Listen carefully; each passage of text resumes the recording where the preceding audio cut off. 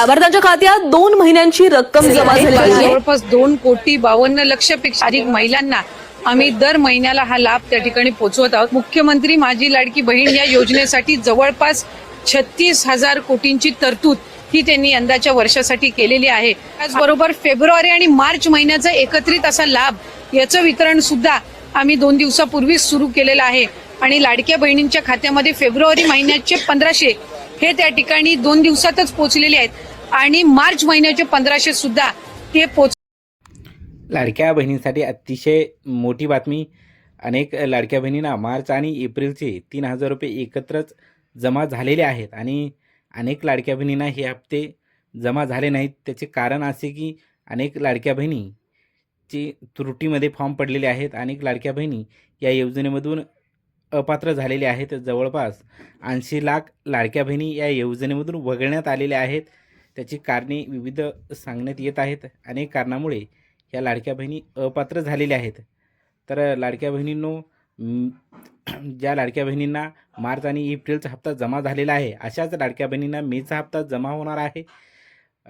मुख्यमंत्री लाडकी बहीण योजनेच्या हप्त्याबाबत संपूर्ण राज्यामध्ये मोठी खळबळ उडालेली आहे। कारण मार्च आणि एप्रिलचे 3,000 रुपये अनेक लाडक्या बहिणीच्या खात्यावर जमा झालेले आहेत आणि जवळपास 80 लाख लाडक्या बहिणींना हे हप्ते जमा झाले नाहीत। या हप्त्यापासून वंचित राहावं लागलेलं आहे।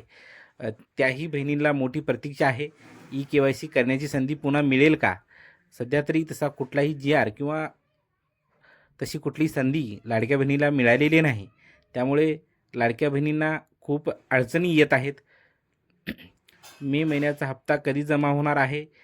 कारण मार्च आणि एप्रिलचे 3,000 रुपये अनेक लाडक्या बहिणींना जमा झाले नाही।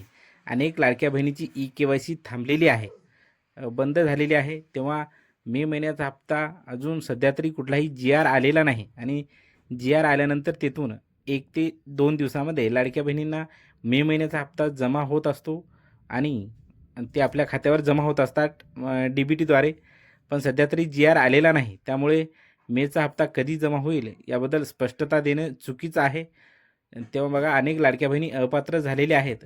अपात्र लाडक्या बहिणी होण्याचे मेन कारण आहे की त्यांची KYC पूर्ण नसणे, म्हणजे KYC म्हणजे त्रुटी येणे ही एक मोठी चूक झालेली आहे।